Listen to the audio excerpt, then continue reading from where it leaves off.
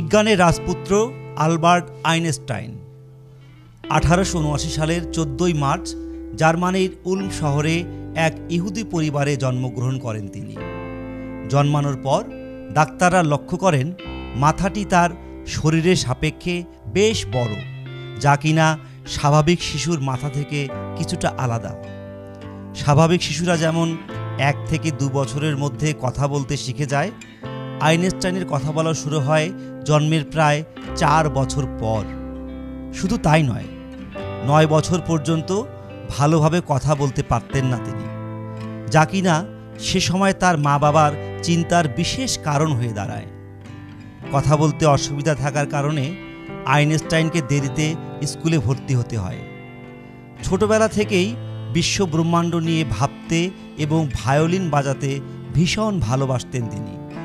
এ জগৎ কিভাবে চলছে, এই সমস্ত জিজ্ঞাসা তাকে আরও কৌতূহলী করে তুলত। স্কুল কিছুটা কয়েদিখানার মতো মনে হতো তার মতে স্কুল এমন একটি জায়গা যেখানে কেউই মুক্ত নয়। আলবার্ট ছোটবেলা থেকেই এভারেজ স্টুডেন্ট থাকলেও সায়েন্স এবং ম্যাথ তার বেশ পছন্দের সাবজেক্ট ছিল। স্কুলের টিচারদের বিভিন্ন ধরনের ক্রস কোশ্চেন করার জন্য টিচাররা তার উপর রেগে যেত। সমস্ত টিচাররা তাকে অপদার্থ, পাগল বলে হাসাহাসি করতেন।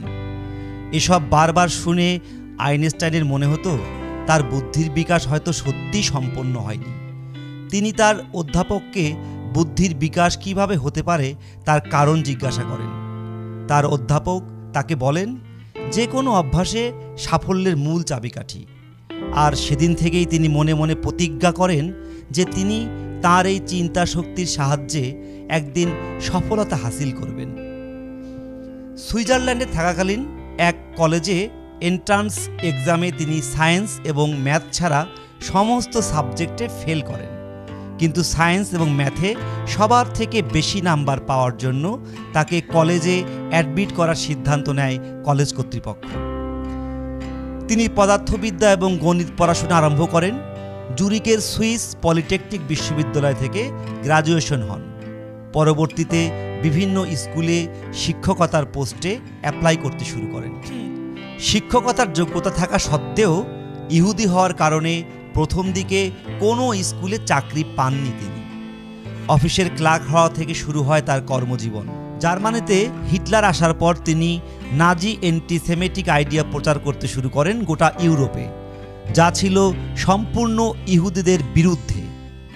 ইহুদি হওয়ায় আলবার্টকে জার্মানি ছাড়তে হয়। নিজের কাজের ফাঁকে ফাঁকে আইনস্টাইন বিভিন্ন জটিল গণিতের সমাধান করতেন। পদার্থবিদ্যার বিভিন্ন তথ্য নিয়ে গবেষণা করতে শুরু করেন, যে গবেষণায় তার সঙ্গী হিসেবে ছিল না কোনো রিসার্চার এবং ছিল না কোনো ল্যাবরেটরি। ছিল শুধু কাগজ কলম আর তার অকল্পনীয় চিন্তাভাবনা এবং ইচ্ছাশক্তি। তার চিন্তাভাবনা নিদর্শন হিসেবেই গোটা বিশ্ব আজ তাকে থিওরি অফ রিলেটিভিটি এবং = সমীকরণের জন্য এক নামে চেনে। 1921 সালে আলবার্ট আইনস্টাইন পদার্থবিদ্যার বিভিন্ন তথ্য এবং law of photoelectric effect আবিষ্কারের জন্য নোবেল পুরস্কার পান।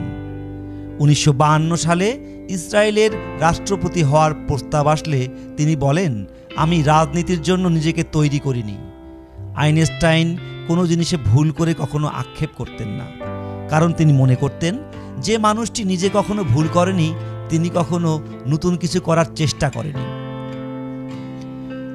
পরবর্তীকালে আমেরিকার সরকার তার ট্যালেন্টে এতটাই ভয় পেয়ে গিয়েছিল যে তাকে লক্ষ্য রাখার জন্য নজরদারির লোক রাখার নির্দেশ জারি করা হয়েছিল, যাতে তিনি তার ট্যালেন্টের কোনো অপপ্রয়োগ না করতে পারেন।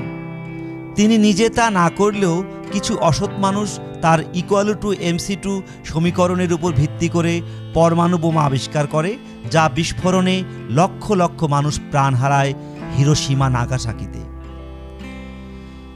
আইনস্টাইনের স্মৃতিশক্তি কিছুটা কম হওয়ার কারণে তিনি মাঝে মাঝে রাস্তায় বেরিয়ে নিজের বাড়ি ফেরার পথ হারিয়ে ফেলতেন। এমনকি নিজের টেলিফোন নাম্বার খেয়াল রাখতে পারতেন না। আইনস্টাইন তার নিজের স্বাক্ষর দেওয়ার জন্য টাকা নিতেন ঠিকই, কিন্তু সেই টাকায় আবার তিনি চ্যারিটিতে দান করতেন। ৭৬ বছর বয়সে ১৭ এপ্রিল ১৯৫৫ সালে প্রিস্টনে এক হসপিটালে শেষ নিঃশ্বাস ত্যাগ করেন তিনি আমাদের ছেড়ে চলে গেলেও গোটা বিজ্ঞান জগৎ তার থিসিস ছাড়া আজও অচল। তিনি সবসময় এটাই মনে করতেন যে তার মধ্যে কোনো স্পেশাল ট্যালেন্ট নেই, কিন্তু তার যে কোনো জিনিস জানার ইচ্ছা ছিল প্রবল, আর সেটাই তাকে সবার থেকে আলাদা করেছিল।